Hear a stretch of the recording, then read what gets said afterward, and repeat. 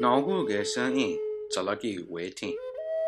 Talid squa taldu he iani kali Jalagi aniwoni skin. Dini yole anale niha andole qua Jalagi uniwoni hi sting. Ase no jun tana unadudala juni kusta din.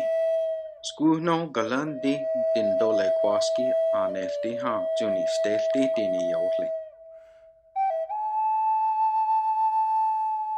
Sio tuia di gatsalahi da gudoa nole sieo husky nole chichalagi di kalaga dunadatska ani chalagi di giyawi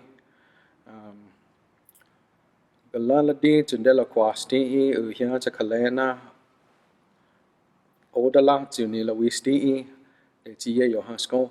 Ben Fry. I'm a professor at the University of North Carolina at Chapel Hill.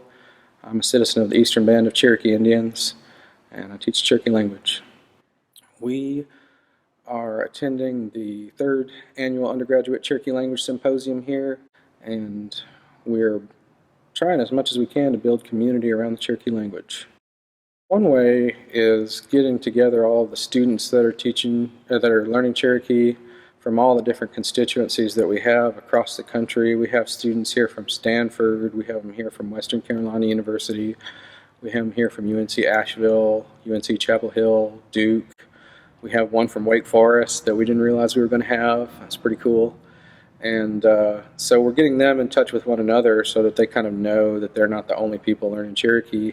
And the other thing is that we're tying all this work back to the community and the Eastern Band of Cherokee Indians. And we're getting the students who are learning the language in touch with first language speakers of Cherokee who are here and who are sort of really the carriers of those traditions. Sio, Trey Pritchett, Dawato, Yonega, Talaga, Okla, Dawato, Tosco, Sawu, or Detiad, Oklahoma, Awatessa, Stillwell, Awatessa, Sangatayo, Janela, NSU, Gale, Utah, Chalagi, Gawani Histi Dawes, Dawak Sesto,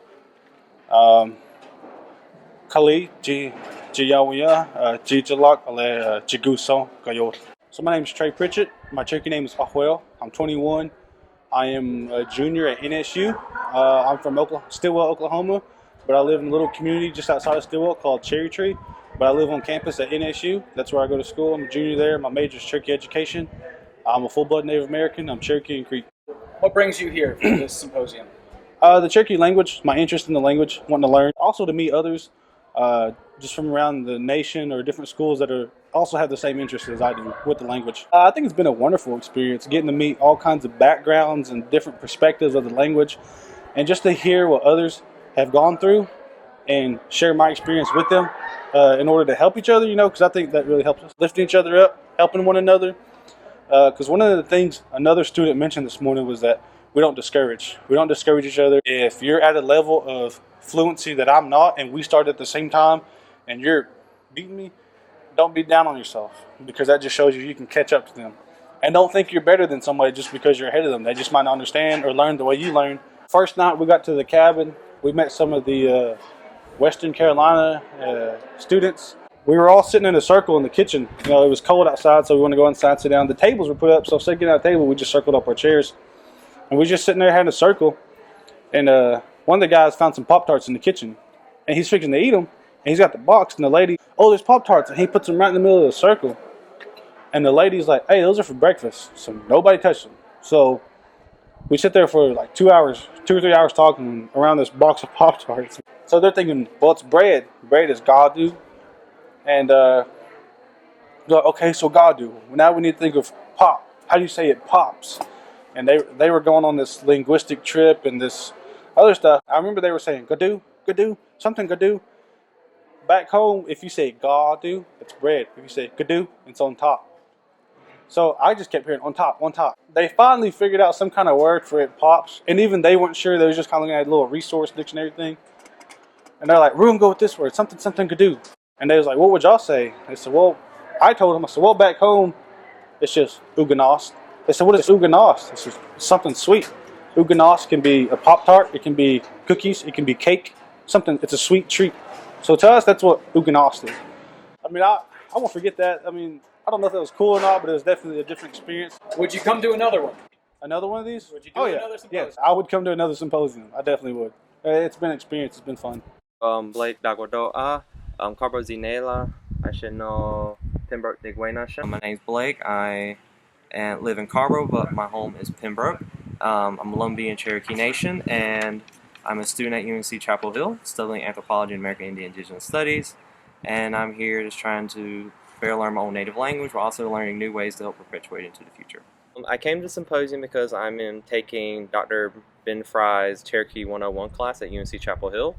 And the main reason why I'm taking this class is because as a Cherokee, I want to learn my native language. Dr. Fry made us get in a circle.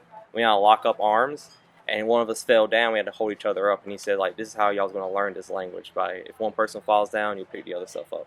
One thing I've learned by being in college in general, the best way to build bonds with each other is by struggling together.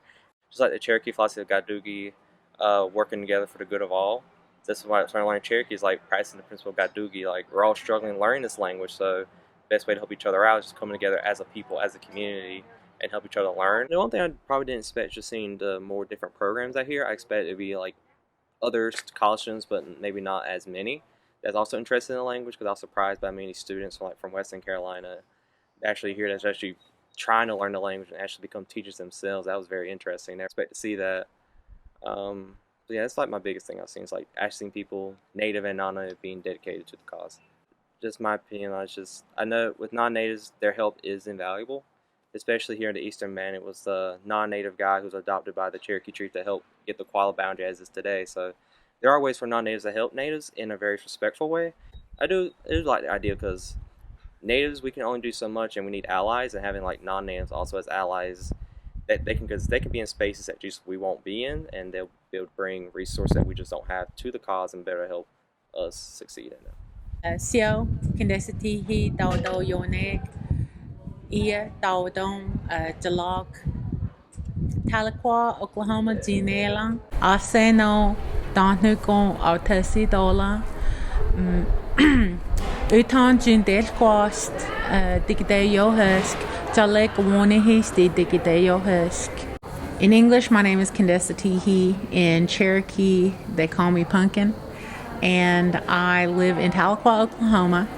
I grew up around the Bayan area, and I am a teacher of Cherokee language at we call Utan Jindelquast, which is like a college. We came to what we call Judaculla, which is like old Cherokee Nation basically, for a language conference at Western Carolina University. I brought some students last year also, and we had such a good experience that I brought 6 new students this year. The number of fluent speakers that we have grows less and less each year, and we have students who want to change that and who want to reverse that trend, and I'm hopeful for the future because of those students. I would say, especially for the students that I've had in my own classrooms, that learning language together is almost like creating a second family. And for some students, it's almost like creating a first family. It's a very powerful feeling of connection, because language is social. It's what connects us. And my students feel that very strongly. And they develop connections outside of the classroom and outside of the program in very, very meaningful ways. And then plus, they're meeting all of these other students who have the same passion and desire. So they forged these new connections and almost like created extended family, like cousins, sort of. Anything you would like to say, just that you want to put out there, anything else? It's never too late to start learning Cherokee. It's never too late. It's here for all of us. It's something that was created through the ingenuity of thousands of our ancestors. And they're the ones who put the love into the world that brought us into being. It's a miracle that we're here, and it's an honor for us to carry the language forward.